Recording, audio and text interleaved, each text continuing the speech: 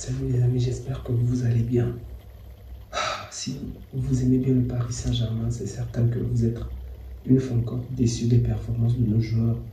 Déjà en cours de cette semaine, l'équipe n'a pas vraiment été fameuse face à Arsenal. Ce qui peut se comprendre parce que Arsenal est une très grande équipe, sans vouloir sous-estimer les Niçois, mais le niveau est quand même différent par rapport à Nice.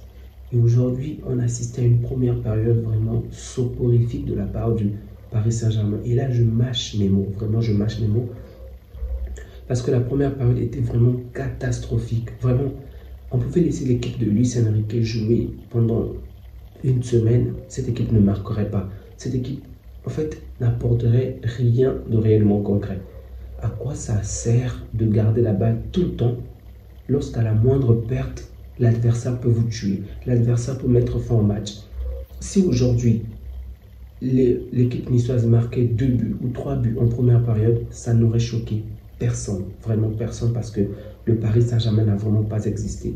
Et c'est triste de revoir encore cette sale image du Paris Saint-Germain qui ne joue pas pendant 90 minutes. Constamment une période, une période, une période.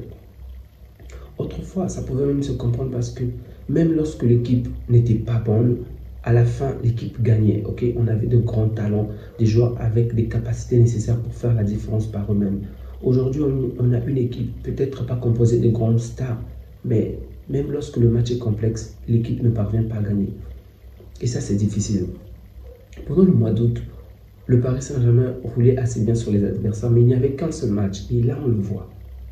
Depuis qu'il y a au moins 2 matchs, ce Paris Saint-Germain ne tient pas le coup. Rendez-vous compte, depuis qu'on a ajouté 2 matchs, je précise, depuis qu'on a ajouté 2 matchs, le Paris Saint-Germain n'a pas encore réussi à gagner les 2 matchs. Soit il y a un match nul, soit il y a une défaite.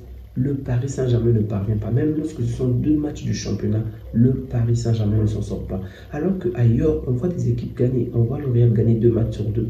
On voit le Barça, on voit le Bayern, City et autres. Mais le Paris Saint-Germain ne parvient pas. Et ça, c'est vraiment inquiétant. Au-delà de tout le reste, rien que ça, c'est inquiétant parce que plus le championnat va se poursuivre, plus le temps passe, plus il y aura des matchs en fait. On ne va pas se limiter au Paris Saint-Germain pour organiser un seul match par semaine pour le Paris Saint-Germain. Et donc, ça m'inquiète, le premier point. Le deuxième point, c'est par rapport à Luis Enrique. Ok, il a mis le 11 qu'il fallait aujourd'hui, mais on revient constamment sur les mêmes soucis. L'adversaire a joué la carte défensive, l'adversaire a fait un bloc bas et du coup, on ne parvient pas à s'en sortir. Et alors, en fait, vous avez le pouvoir sur ce que vous pouvez faire, mais vous ne pouvez pas obliger l'adversaire à avoir un quelconque style de jeu parce que c'est son équipe, c'est normal que l'adversaire peut jouer de sa manière. Aujourd'hui, plus tôt de la journée, je l'ai dit pendant le match du Barça qu'à un moment, on assistait à un 6-4-0 pour dire qu'il y a eu 6 joueurs pour la ligne défensive, 4 milieux et aucun attaquant par rapport à Alaves. Au final, le Barça a trouvé l'animation qu'il fallait pour pouvoir marquer. Luis Enrique est un coach expérimenté. Il est au Paris Saint-Germain, je crois que c'est sa 2e saison déjà. Il sait très bien qu'il y a des équipes qui jouent les blocs bas. C'est vrai qu'il y a des équipes qui le jouent peut-être mieux que d'autres. Je comprends parfaitement. Mais on ne peut pas constamment revenir sur le même problème. L'adversaire joue le bloc bas, l'adversaire joue le bloc bas. Et ok, à vous de trouver les moyens pour percer ce bloc bas. Ok. Il n'y avait même pas l'envie dans cette équipe. Aucune envie. Barcola le dit à la fin qu'on n'a pas d'envie. Mec, vous étiez premier, vous étiez en train de partager la même place avec Monaco en attendant le résultat de ce match. Qu'est-ce qu'il vous faut encore pour avoir l'envie? Ok, en ce moment, alors que je vous parle, puisque le match se termine sur un score de parité, Monaco est première du championnat, donc l'équipe de Monaco est première, le Paris Saint-Germain est 2e. Qu'est-ce qu'il vous faut pour avoir l'envie? Je ne comprends pas. Les millions qu'on vous offre ne vous suffisent pas. Tout ce qu'on vous offre ne vous suffit pas pour avoir l'envie. Je ne comprends pas ce club. Vraiment, j'ai du mal à comprendre. Les joueurs sont constamment statiques. Ils attendent constamment le ballon. Ils se font la passe. Ils le rencontrent encore et encore. Vous pouvez venir raconter toute une histoire. Ils vont être là toujours à se faire la passe. Et dès qu'ils vont perdre la balle, à la moindre action, vous ressentez le danger. Vous ressentez constamment le danger. Combien de fois Guesson a failli tuer Pacho, celui qui n'est pas chaud sur le terrain? Combien de fois on a failli faire du mal? Je ne peux même pas en vouloir. C'est collectivement que l'équipe n'a pas été bonne. Aujourd'hui, je veux dire que Donnarumma a peut-être été au rendez-vous, mais le reste n'ont pas été bons. C'est quoi le niveau du milieu du terrain? C'est quoi ce niveau catastrophique? En fait, il y a toujours cette version de David Ruiz au PSG et David Ruiz en Espagne. Il est nul au PSG. C'est peut-être l'animation de Luis Enrique qui fait défaut, évidemment. Mais en tout cas, il n'a pas, pour l'instant, par rapport à ce que je vois, il n'a pas le niveau. Et il n'est pas le seul. Warren Zaïre-Emery, depuis un moment, est catastrophique également. Depuis un moment, il n'est pas sur la bonne ligne. Il devient un joueur purement lambda. Oh, c'est pas croyable. Neves a quand même fait de bonnes choses, ok? Neves a quand même fait de bonnes choses. Je pense que s'il était peut-être mieux accompagné, il aurait peut-être eu un match beaucoup plus intéressant, mais c'est toujours pas suffisant pour moi. On attaque Dembélé comme d'habitude. Il apporte du danger, mais c'est pas lui pour la finition. Je dirais que c'est même peut-être le seul joueur qui a réellement créé du danger, mais on ne peut pas compter sur lui vraiment pour être le gars qui va complètement briser le match.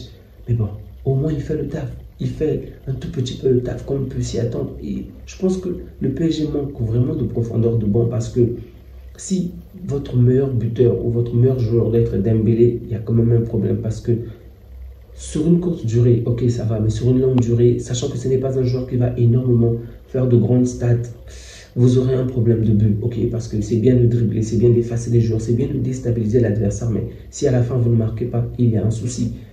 Barcola a essayé d'apporter du danger, mais c'est vraiment pas suffisant également pour son niveau. Randal Kolo Muani, je pense que ce n'est pas son poste. Je ne peux même pas l'en vouloir aujourd'hui puisque toute l'équipe a été nulle. Peut-être qu'il faudrait qu'il prenne la place de Dembélé, qu'il puisse jouer de l'autre côté lorsque Dembélé sera remplacé. Mais pour l'instant, lui également n'est pas au niveau. Vraiment, il n'est pas au niveau. En défense, Mendes a fait quand même de bonnes choses. Il s'est débrouillé, il a marqué. Je dirais, pour lui, c'est assez suffisant, même si lui également, j'attends beaucoup plus de lui parce qu'il c'est un joueur vraiment talentueux. Hakimi m'a quand même déçu aujourd'hui. Il m'a déçu, il est sorti du match. Bref, il aurait pu garder son calme, inspirer davantage confiance à ses collègues, mais ce n'était pas le cas aujourd'hui. C'était vraiment nul, ok? La deuxième part, il y a quand même eu une certaine amélioration avec l'entrée de, par exemple, Kangin. Mais cette équipe manque vraiment d'efficacité et ça c'est clair et net, elle manque d'efficacité. Donc non seulement il y a un problème du milieu de terrain parce que le milieu n'est pas à la hauteur des attentes, particulièrement en Ligue des Champions, parce que là on a affronté une équipe européenne, il faut le préciser. Mais lorsque le niveau va augmenter encore, on va voir pas mal de faiblesses de cette équipe. Les seuls moments où il y a eu un réel danger, un réel apport, c'était lorsqu'il y avait des contre-offensives, ok?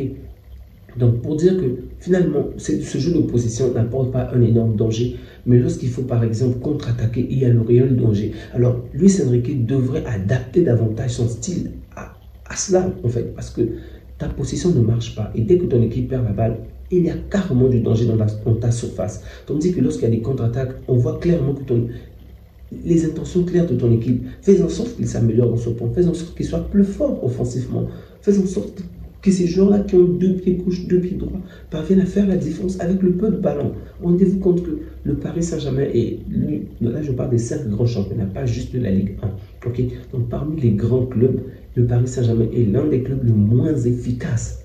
C'est choquant alors que c'est l'un des clubs qui se procure, qui réalise le plus de tirs cadrés.